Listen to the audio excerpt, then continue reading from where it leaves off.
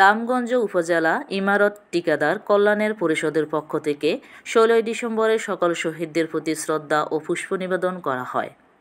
জানা যায়, মোহাম্মদ আলমগীর হোসেন এর সভাপতিত্বে ও মোহাম্মদ মনির হোসেনের সঞ্চালনায় আজ ১৬/১২/২০২৪ তারিখ রোজ সোমবার সকাল ৮টা ৩০ সময়ে রামগঞ্জ উপজেলা ইমারত ঠিকাদার কল্যাণের পরিষদের পক্ষ থেকে বাংলাদেশের ১৯৭১ সনে স্বাধীনতার জন্য মুক্তিযুদ্ধ করে যারা শহীদ হয়েছেন তাদের সকলের প্রতি শ্রদ্ধা ও পুষ্প নিবেদন করা হয়।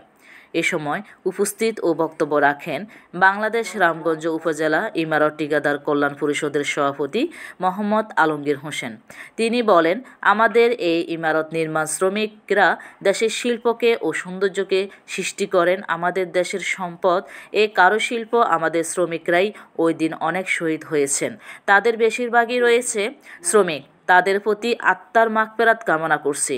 সহসভাপতি মোহাম্মদ বাবুল বলেন, আমাদের দেশের জন্য একান্ত যারা শহীদ হয়েছেন তাদের সকলের প্রতি শ্রদ্ধা নিবেদন করছি। সাধারণ সম্পাদক মোহাম্মদ মনির আহমেদ বলেন, আমাদের দেশের জন্য যারা শহীদ হয়েছেন তাদের সকলের প্রতি শ্রদ্ধা নিবেদন করছি।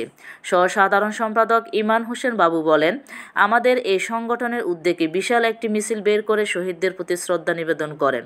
উপস্থিত ছিলেন সাংগঠনিক সম্পাদক মোহাম্মদ আলী হোসেন, কোষাধ্যক্ষ মোহাম্মদ সেলিম এলাহি সহ কোষাধ্যক্ষ মোহাম্মদ জাকির হোসেন, সদস্য মোহাম্মদ আনোয়ার হোসেন খলিফা সহ সকল ইমারত